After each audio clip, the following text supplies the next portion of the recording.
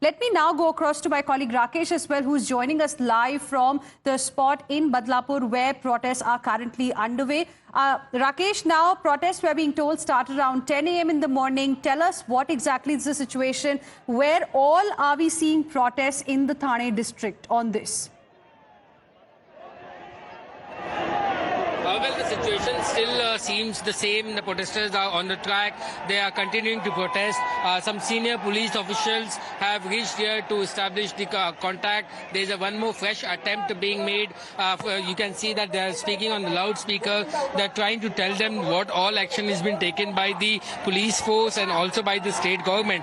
But the protesters are not ready to listen to them, nor they are satisfied with the action that has been taken so far by the administration. They are only demanding, they are chanting, we want justice. As you can hear their noise, they can still shouting the same slogan that we want justice and we want capital punishment for the accused. But all the attempts are have been failed so far since morning. But there is a fresh attempt being made by the senior police officials.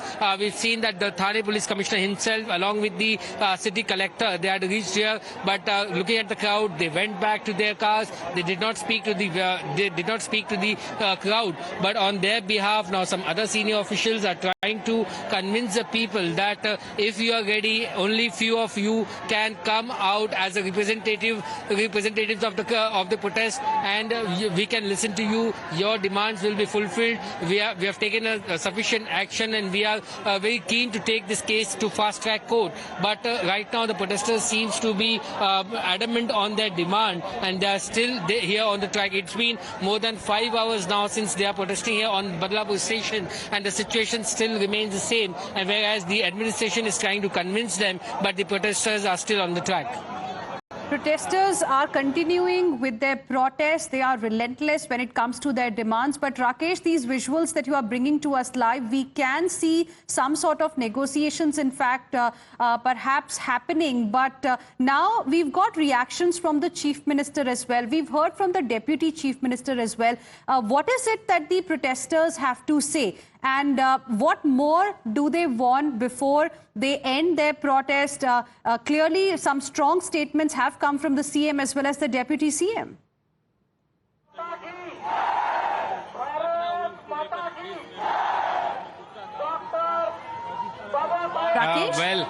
I'll just take you straight towards the negotiation, how it's being dealt. I'm seeing the police officers saying Bharat Mata ki first Jai, and then the Dr. Baba Saheb Ambedkar and Chhatrapati Shivaji Maharaj ki Jai. This is a very interesting way of bringing the attention of the protesters so that they listen to them. And since so far they were not able to listen to the police officials, but with this initiative, this new fresh initiative, now all the are listening to this officer, and the negotiation attempt is being made. Rakesh, I'm just interrupting you there. Please stay on with us. We have Milind Deora joining us on the broadcast as well. Mr. Deora, appreciate you speaking with us here on Times Now. What do you make of what we are seeing on our screens right now? What's happening at Badlapur Railway Station? Sea of protesters and now demanding justice, and this time in the case of two 4-year-old girls.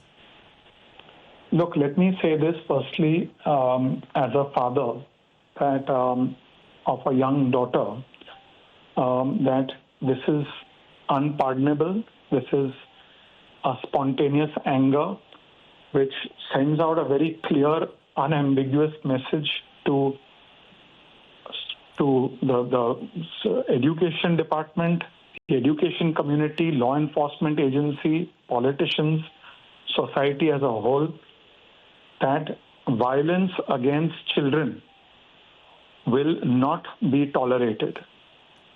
And therefore, I will only say this, that we are all with the family, with the victims. We stand fully with them, and the government will do whatever is required to ensure that there is speedy justice. There are already some very significant steps that the government has taken. The accused has been arrested, will face a trial in a fast-track court. There is a DG rank, a Director General rank officer, under whose leadership a SIT has been instituted. The principal, the class teacher of the school, the attendants who are in that school, they've all been suspended. The police officers in the area who failed to register a case have been removed from duty. The education minister of the government of Maharashtra is on the ground in Badlapur. And whatever else needs to be done will be done by this government. There is no question of allowing anyone, regardless of who they are, to go scot-free. As a Mumbaikar, we feel proud in the MMR region's record of safety. We feel proud that unlike many other large cities in the country, we are one of the safest regions for children and for women. But Mr. We have this reputation. We've earned this reputation because of swift movement of our police forces, of our law enforcement agencies. Right. And Mr. wherever there have been any lapses, those lapses have to be, accountability will be held. Okay. Mr. Milindura, I have one question. I'm interrupting you there. You said that what has happened is unpardonable. This is spontaneous anger that we are seeing right now in Badlapur. My question is, this incident allegedly took place on August 12th and 13th. There was a delay in filing, the case.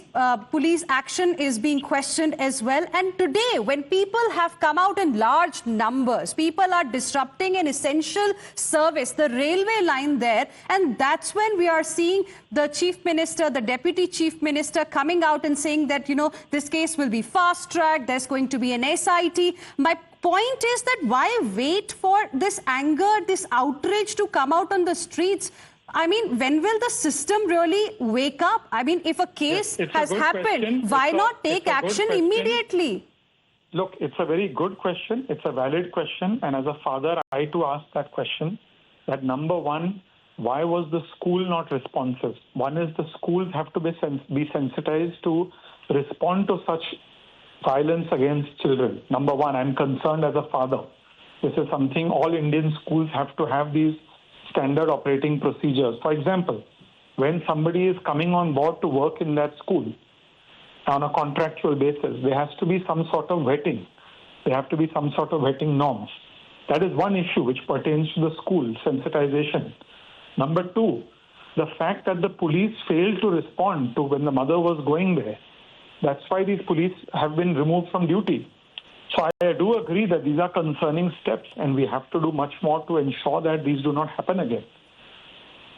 But whatever the government needs to do today, I can assure you the government is doing that. The anger people feel, the frustration people feel, the insecurity that parents feel is understandable. And we have to respond to that aggression, to that insecurity, to that frustration, to that anger, and channelize it towards ensuring that this never happens again. Absolutely. That is what I would urge all people, all parties, all politicians, and I say this very responsibly. When the recent incident happened in West Bengal, I did not politicize it. In fact, when I was speaking to the media some time back, I said we should not politicize these things. All right, Mr. Milindura. These things can happen in any state.